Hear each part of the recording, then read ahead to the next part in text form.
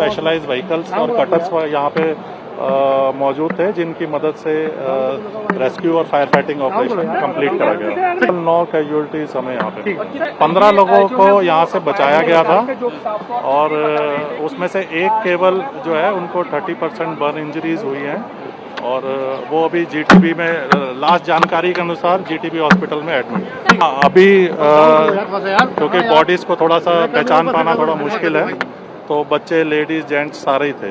नहीं, आग के कारणों का अभी अंदाजा नहीं लगा सकते, ये जांच का विषय है, पुलिस इसकी जांच करेगी। দিল্লির বিবেক বিহারে বিধ্বংসী অগ্নিকাণ্ড, মৃত্যু হয়েছে 9 জনের। বিবেক বিহারের 4তলা বিল্ডিং এ ভয়াবহ আগুন লাগে। এখনো পর্যন্ত 3 থেকে 4 জনের দেহ উদ্ধার হয়েছে। বহুতলে 2য়, 3য় এবং 4র্থ তলায় আগুন ছড়িয়ে পড়ে। খবর পেয়ে ঘটনাস্থলে পৌঁছে দমকলের 12টি ইঞ্জিন এবং পুলিশ। ভিতরে আটকে থাকা একাধিক ব্যক্তিকে উদ্ধার করা হয়েছে।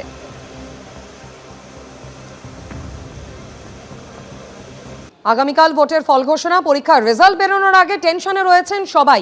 আর তারই মধ্যে মন্দিরে মন্দিরে গিয়ে পুজো দিলেন বিজেপি প্রার্থীরা। দুর্গাপুরের 36 নম্বর ওয়ার্ডে শিব মন্দিরে পুজো দিলেন দুর্গাপুর পশ্চিমের বিজেপি প্রার্থী লক্ষণ ঘরুই।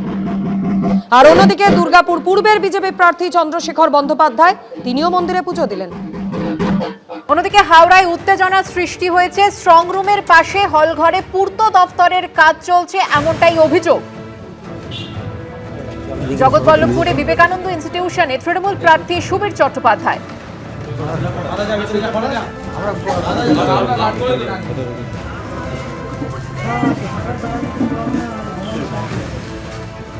যে অভিযোগ ওঠে যে স্ট্রং রুমের পাশে হলঘর, পূর্ত দপ্তরের কাজ সেখানে হচ্ছে। প্রার্থীদের না জানিয়ে স্ট্রং রুমের পাশে কিভাবে কাজ, প্রশ্ন তুলেছেন তৃণমূল প্রার্থী সুবীর চট্টোপাধ্যায়।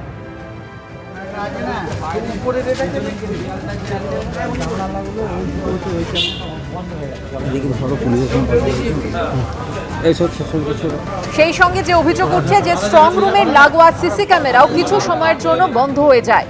রিটার্নিং অফিসার ও পুলিশ অবজারভারকে নালিশ জানিয়েছেন তৃণমূল প্রার্থী। অভিযোগ পেয়ে রাতে কিছু সময়ের জন্য পূর্ত দপ্তরের কাজ বন্ধ থাকে। যারা কাজ করছিলেন সবার কাছে অনুমতি ছিল, জানান জেলা শাসক। সিসি ক্যামেরা বন্ধ ছিল না, জানান হাওড়ার জেলা শাসক।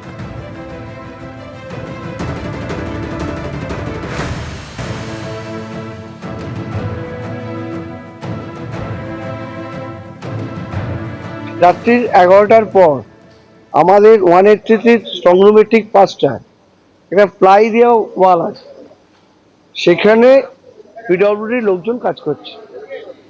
তো তাদের কাছে আমরা অভিযোগ করলাম যে রাত্রি 11টার পর বেছে নেওয়া হলো কেন সময়টা।